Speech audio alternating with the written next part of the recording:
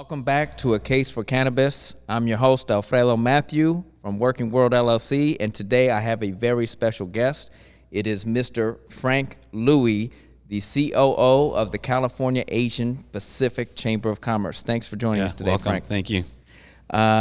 Very cool to be here. Where are we? What is this wonderful space? We're in Sacramento. This is our new office location. We moved in a couple months ago. It's a co-located co-working space. So we leased four offices and have access to the overall infrastructure here. It's a great place. Yeah, well, I'm loving the vibe and loving what I'm seeing in Sacramento. Now, you have a long history in corporate America. You worked for Xerox for many years, yes. And at some point you made a transition to the public sector and supporting small businesses. What was your transition from Xerox to the work you're currently doing? Yeah, it's been a great journey. You're right. Right out of college, I went to go work for giant corporation, Xerox Corporation. Had a very successful, fruitful, and enjoyable career there. Spent a total of 23 years in that company, but in the middle, I had a little hiatus. I left the organization and went into the startup space and worked in the technology startup space, alternative energy startup space for a good 10 years, and got very involved in trying to help and assist and grow small businesses from the ground up. Right? Yeah. It was quite an opportunity. And then I came back to Xerox for another 6, 7, 8 years. Yeah. And all my focus was on public sector. I worked and supported. I was the general manager of public sector operations. So I worked with state, local, and higher education all throughout the Western United States, and had a great experience. Wow. And then served on the board of directors for the Asian Chamber. And when I retired from Xerox, I thought this is my time to give back for all those years I worked in these giant corporations, to give back to the small business community, especially the minority and Asian small business communities throughout California, and join the chamber organization. Well, that is really important work, and I'm sure your experience in corporate America and your experience kind of straddling the private sector and the public sector really prepared you for this role. What is the unique value proposition of the California Asia Pacific Chamber of Commerce? Like, what is different and special about your organization? Yeah, the Cal Asian Chamber is, I'm actually the Chief Operating Officer of 3 organizations. We're the California Asian Pacific Chamber of Commerce, the California Asian Pacific Chamber Foundation, and the Sacramento Asian Pacific Chamber of Commerce. So all of them known as either Cal Asian or Sac Asian Chamber. The uniqueness is we advocate and empower for the over 600,000 API businesses in the state of California, and serve and support and assist all minority small businesses in that ecosystem and infrastructure that they try to survive in every day. We advocate and support them.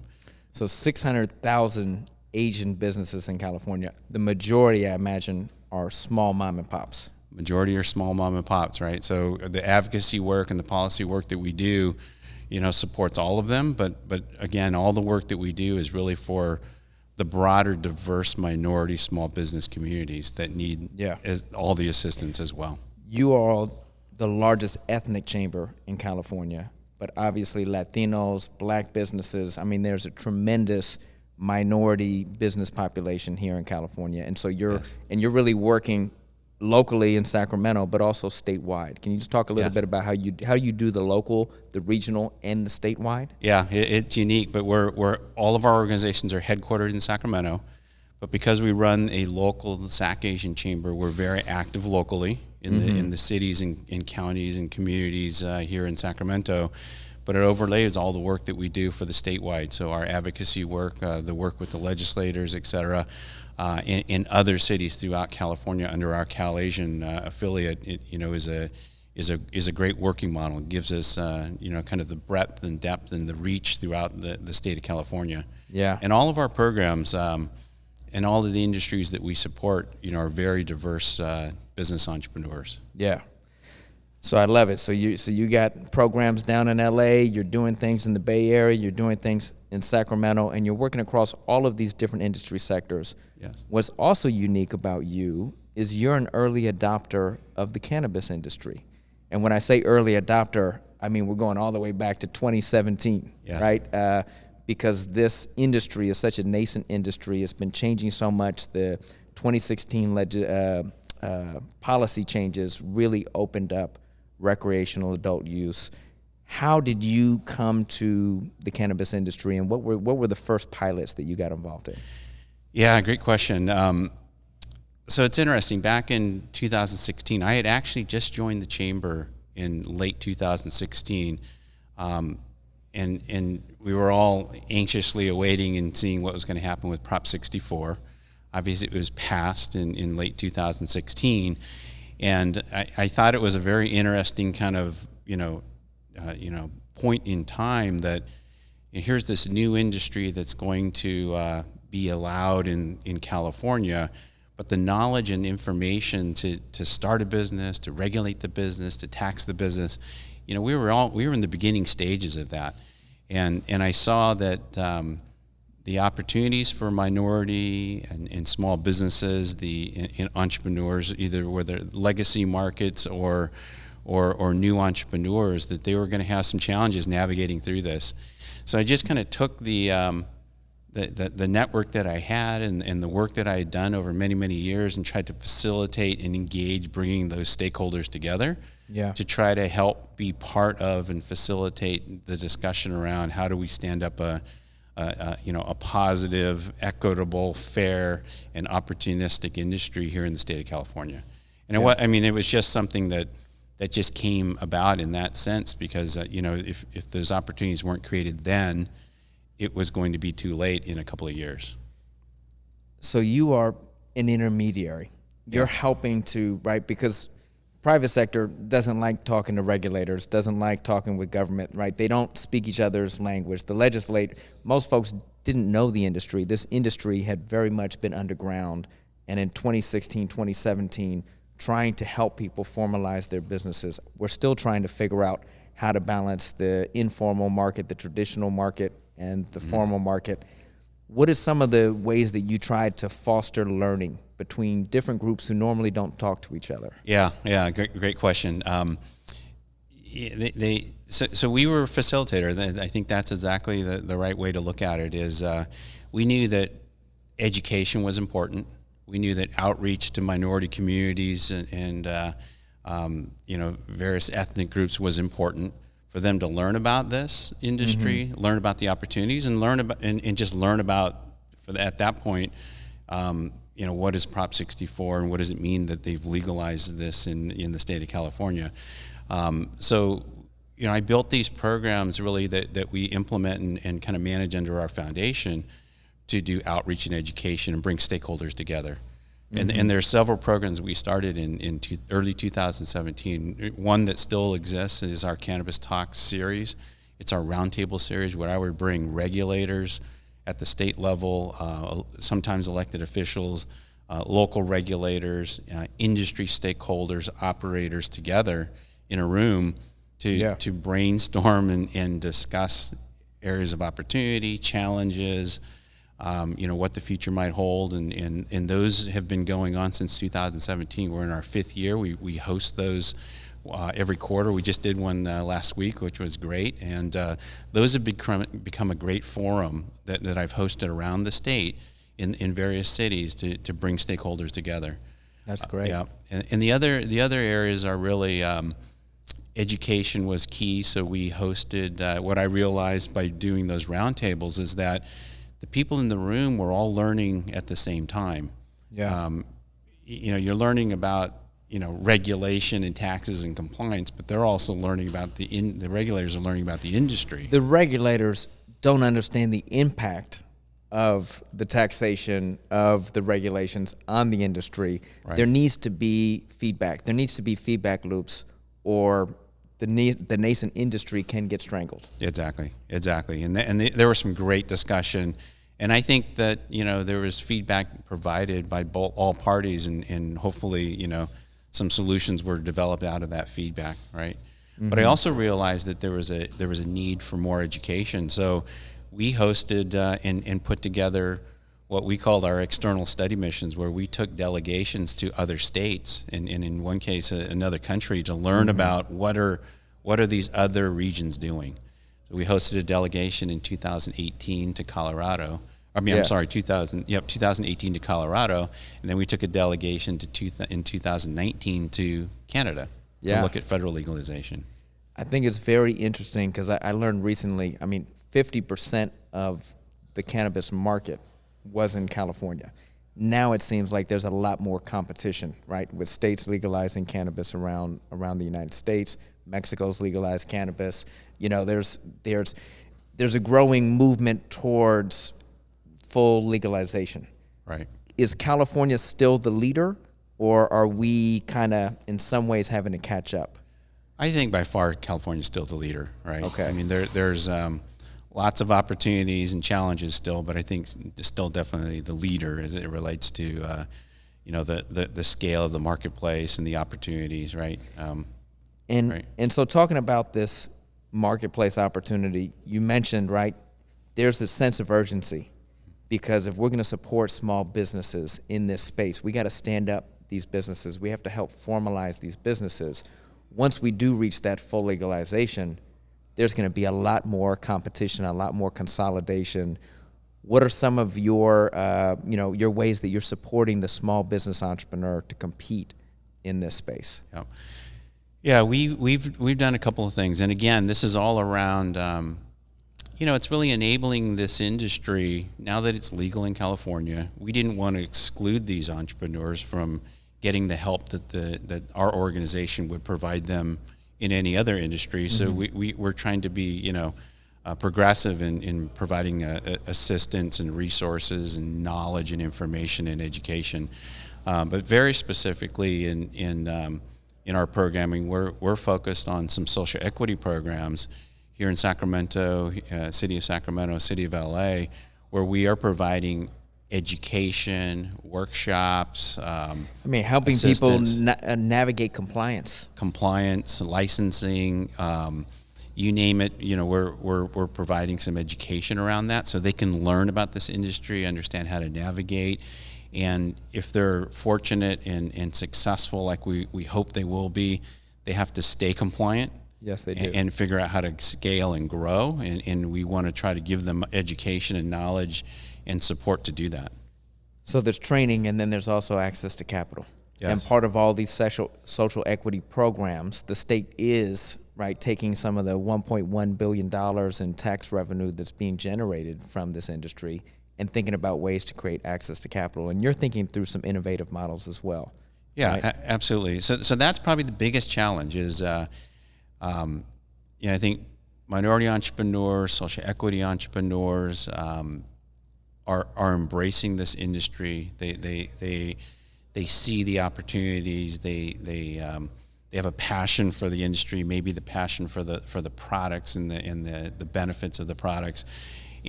But unlike any other industry, you can't walk into a bank and get a business loan. Mm-hmm. You can't go to the SBA and get some dollars to help start up your business. So it's a challenge. It still is a challenge.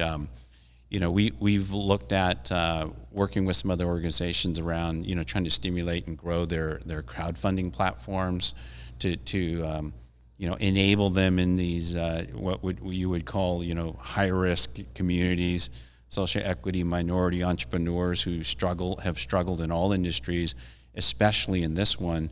But these organizations have to enable these platforms and products to support them and take the risk that they'll succeed, right? Luckily, there seems to be, there's a revolution in financial services. Technology is enabling crowdfunding to kind of take off.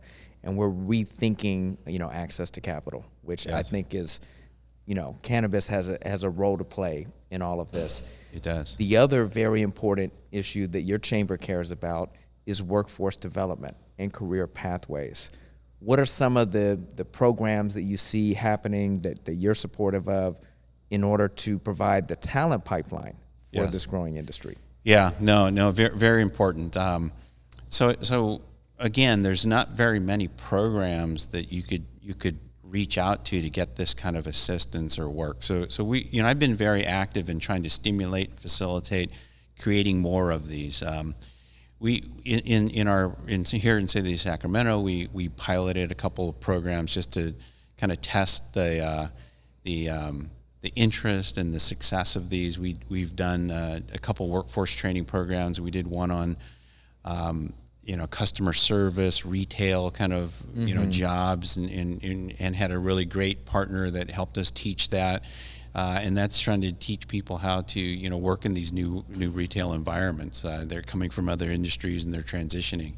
The other one was about delivery. It was delivery businesses. Logistics and delivery is huge. Logistics and delivery, and we had a great 1-week pilot workshop where we trained them to go pursue jobs in those areas of the industry as well, right? So it's interesting. We've put so much effort in work and support in trying to stimulate these business startups to start and launch their business. We have to now put focus on the workforce so that when they start these businesses, they can find trained, educated, maybe certified, workforce to come in and work for them, right? That's what I love about entrepreneurship. You can't just develop one vertical. Right. You need to develop the entrepreneur, you need to develop the access to capital, you need to develop the workforce. And the chambers all across the state have a role in playing this, but there are other partners, and I'm thinking specifically of the California community colleges. What role can and should the community colleges play in preparing this future workforce? Yeah, so California community colleges can play a big role and have always played a big role in all industries in training the future workforce and future leaders of California, right? I've worked with the community colleges for many, many years, still do in some of my other roles, and very involved in the local workforce development initiatives. I serve on one of the workforce boards here in Sacramento, and the chamber, the community colleges are represented as well. That is that the community colleges have always been the training feeder base for all the industries in California, and should also now include the cannabis industry, right? Yeah. I remember 5 years ago, I met with many community colleges around the state. They weren't ready, Yeah. or weren't comfortable participating. So I know there's some momentum now, which is great, right? We interviewed President Johnson at Merritt College, who's very supportive. Tomorrow I'm interviewing President Chong at Santa Rosa Junior College. Great. So I think the community colleges are ready. Absolutely, to come to the table. Absolutely, and I applaud that and look forward to working with them. The entrepreneurs have to have a place to go learn and educate that's more accessible in their local communities. The workforce need to get educated and again, access in their local communities. And I look forward to partnering with the community colleges to help stimulate and build some programs. I've been in discussion with several of the community colleges, trying to work with them collaboratively to build programs to stimulate that. And what's really interesting, right? It's not like, I studied cannabis back in the 1980s. I got a bachelor's degree. There are no degrees. There are no formal education.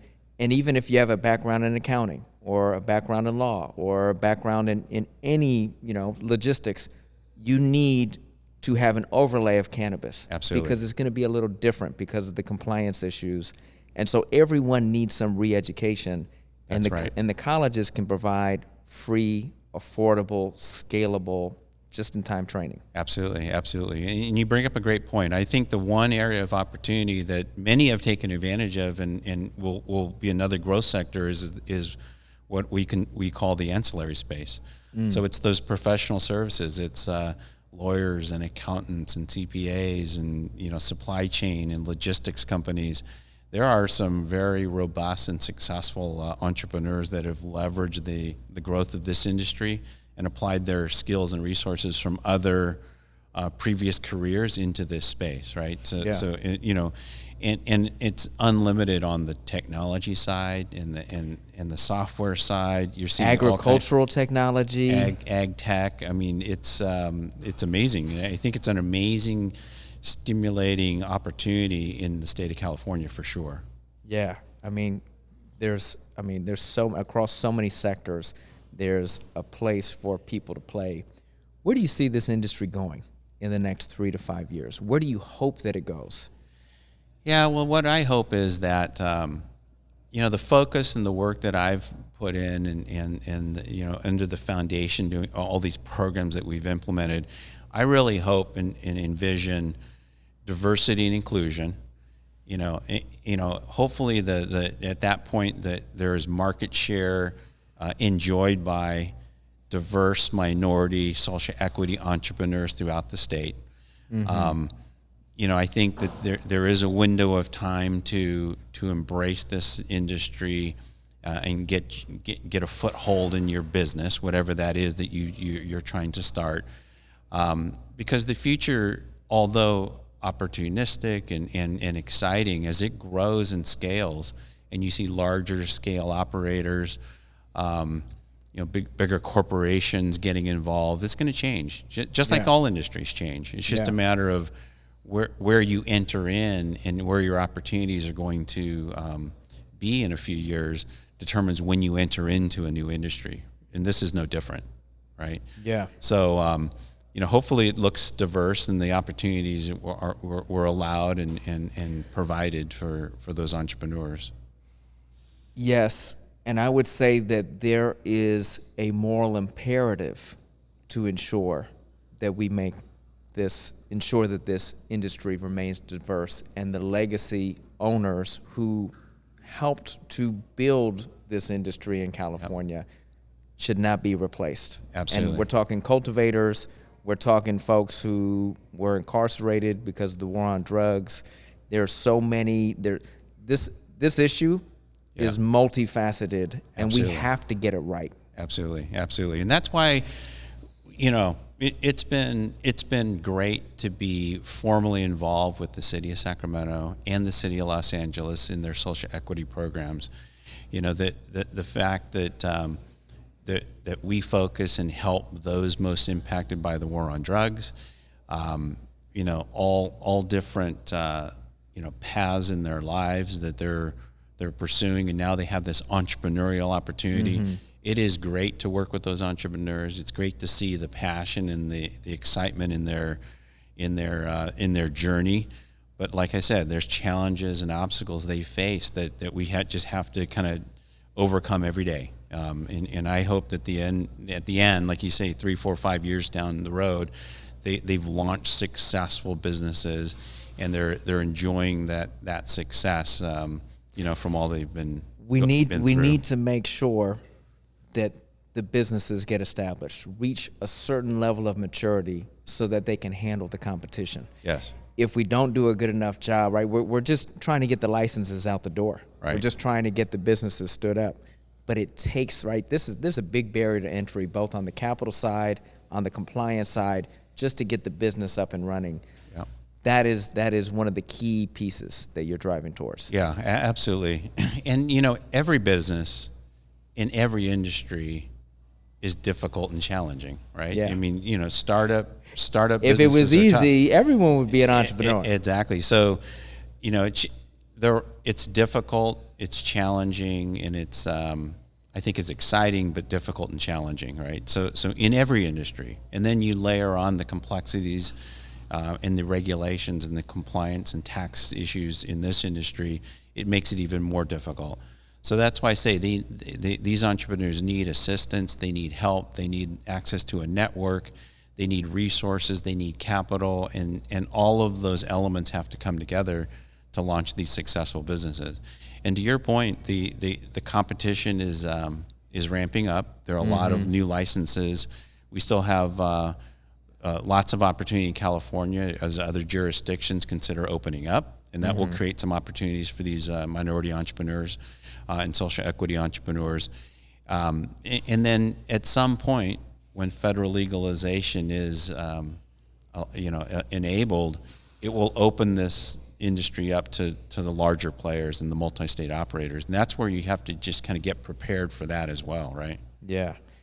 Well, I am rooting for you, and I really appreciate the network that you've built that really is like across ethnic groups, across geographies, and you're almost able to do this because you're not just a cannabis advocacy group. Yeah. You really represent the general interests of small business, minority businesses in California. That's a really special place to play in. Absolutely. And just really appreciate everything you're doing and look forward to your continued success. Absolutely. Thank you. Thank you very much. And yeah, all the minority entrepreneurs, the social equity entrepreneurs, the Asian entrepreneurs that have entered into this industry and are applying their unique skills and talents, we support them all. I mean, we think this is just, opportunity, and it's a small business opportunity. It's minority small business opportunity. And, we think there's it's early. Yes. But changing rapidly and an exciting time to be entering into the space, and we're glad we're there to assist and help. Well, thank you, Frank, and good luck with everything you're doing. And let's keep it moving. You bet. Thank you. Thank you. All right. All right.